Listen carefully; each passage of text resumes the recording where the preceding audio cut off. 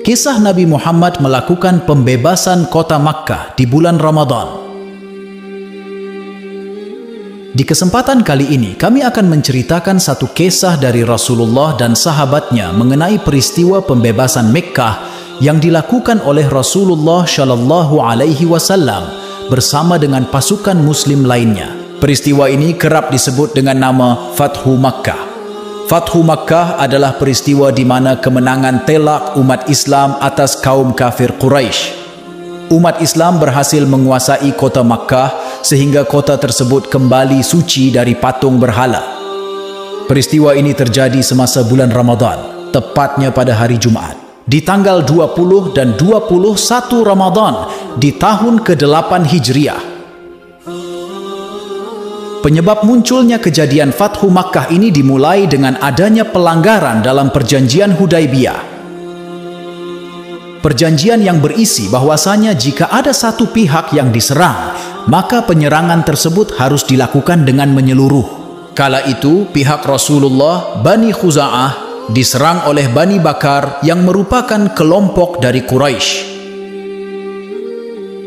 Mengetahui kabar ini, Rasulullah Shallallahu Alaihi Wasallam yang saat itu sedang di Madinah langsung bergegas mendatangi Makkah dengan pasukan Muslim lainnya.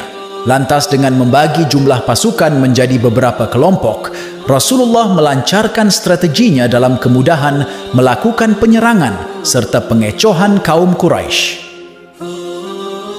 Seorang panglima Islam yang paling terkenal, Khalid bin Walid, pun ditunjuk Rasulullah untuk memimpin ribuan pasukan Muslim dengan senjata yang sudah lengkap itu.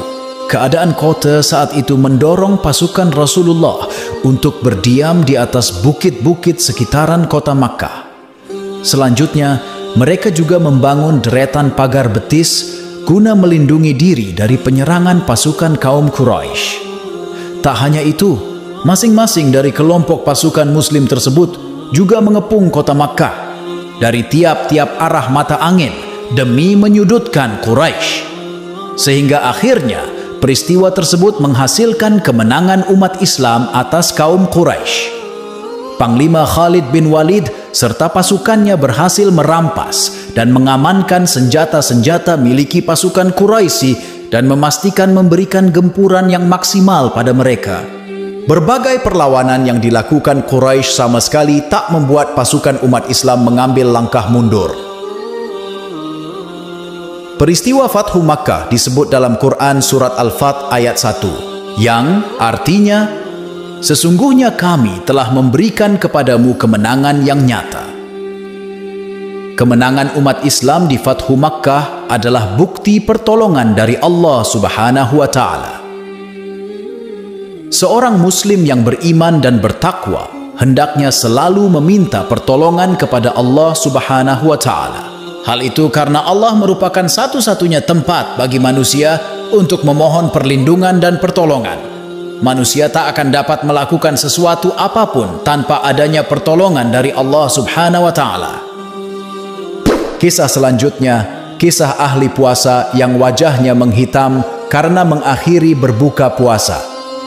Sebagaimana anjuran Rasulullah Shallallahu Alaihi Wasallam, saat kita menunaikan berpuasa, maka penting bagi kita mendahulukan berbuka puasa ketika azan maghrib berkumandang jelas.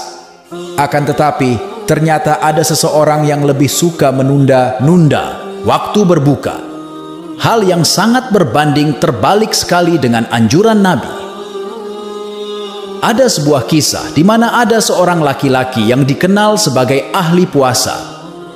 Ia menunaikan banyak ibadah berpuasa, tetapi ia justru suka mengakhirkan waktu berbuka puasanya. Ibnu Qayyim al-Jauziyah menceritakan kisah ini dalam Al-Ruh dari Al-Qayruwani yang menerima berita dari seorang syekh begitu memiliki banyak keutamaan. Syekh itu menerima kabar dari seorang ahli fiqih yang dimana ia bercerita, kala itu mereka pernah berteman dengan seorang lelaki yang sering berpuasa, bahkan terus-menerus berpuasa tanpa ada hentinya. Sayangnya, ia terbiasa mengakhirkan waktu berbuka. Tatkala tidur, orang itu melihat ada 2 orang hitam yang seolah menarik lengan atasnya dan bajunya untuk dibawa ke perapian yang menyala merah dan melemparkan ke dalamnya. Lelaki itu bertanya, "Mengapa kalian melakukan ini?" Kedua orang hitam itu menjawab, "Karena engkau menyalahi sunnah Rasulullah. Sesungguhnya ia memerintahkan untuk selalu mendahulukan waktu berbuka, tetapi engkau justru mengakhirinya. Kemudian di pagi harinya, sebangunnya ia dari tidur, ia menyadari bahwa mimpi semalam benar terjadi." Wajah dari lelaki ahli puasa tersebut menjadi hitam sebab terbakar api. Sehingganya ia menjadi malu dan menutupi wajahnya dari hadapan orang-orang sekeliling. Oleh karena itu, nantinya di bulan Ramadan esok, sesuai dengan anjuran Rasulullah, segerakanlah untuk berbuka puasa jika sudah memasuki waktunya.